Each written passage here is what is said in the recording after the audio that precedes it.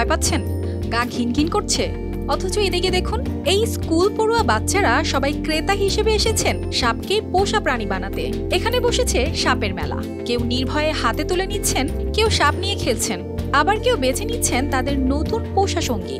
এরা যেন একেবারে উল্টো পথে হাঁটছে। তাদের কাছে এখন পোষা প্রাণী মানেই কুকুর বিড়াল নয়, তৈরি হয়েছে দুধ কলা দিয়ে সাপ পোষার এক নতুন শখ। হংকংয়ে 2025 সালকে সাপের বছর হিসেবে উদযাপন করতে গিয়ে সেখানে বেড়েছে সাপ পালার জনপ্রিয়তা। শহরের ছোট অ্যাপার্টমেন্টে যেখানে বড় প্রাণী রাখা কঠিন, সেখানে কম যত্নসাধ্য ও ব্যতিক্রমী এই প্রাণীগুলো যেন তরুণদের মন জয় করে নিচ্ছে। একটা সময় ছিল যখন বাড়িতে পোষা প্রাণী মানেই কুকুর বিড়াল, কিন্তু এখন সবাই সাপ পালনে ঝুঁকছে।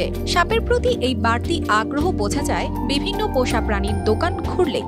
মংককের এই ছোট্ট দোকানে কাজ করা 18 বছর বয়সী রয়েস ওয়াং নিজেই 10টা সাপ পোষে। তিনি জানালেন, কিশোরদের মধ্যে সাপ পালার প্রবণতা দিন দিন বাড়ছে, এমনকি স্কুল পড়ুয়াদের মধ্যেও।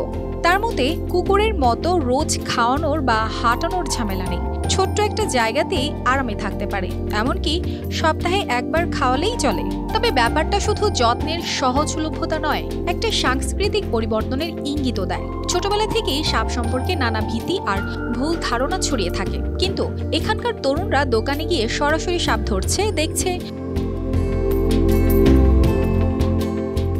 যে প্রাণীগুলো আদতে অতটা ভয়ঙ্কর নয়। রয়েস বলেছিলেন, সবচেয়ে বড় বাধা আসলে অভিভাবকদের দৃষ্টিভঙ্গি। অনেক বাবা মা এখনো মনে করেন সাপ মানেই আক্রমণাত্মক, বিষাক্ত বা ভয়ানক, অথচ বাস্তবতা একেবারে ভিন্ন। তবে বিশেষজ্ঞরা কিন্তু এই ট্রেন্ড নিয়ে একটু চিন্তিত। প্রাণীগুলো যতই স্বল্প যত্নসাধ্য হোক, এগুলোরও সঠিক তাপমাত্রা, বাসস্থান ও খাবারের প্রয়োজন হয়। ভুল যত্নে সাপের স্বাস্থ্যের ওপর মারাত্মক প্রভাব পড়তে পারে।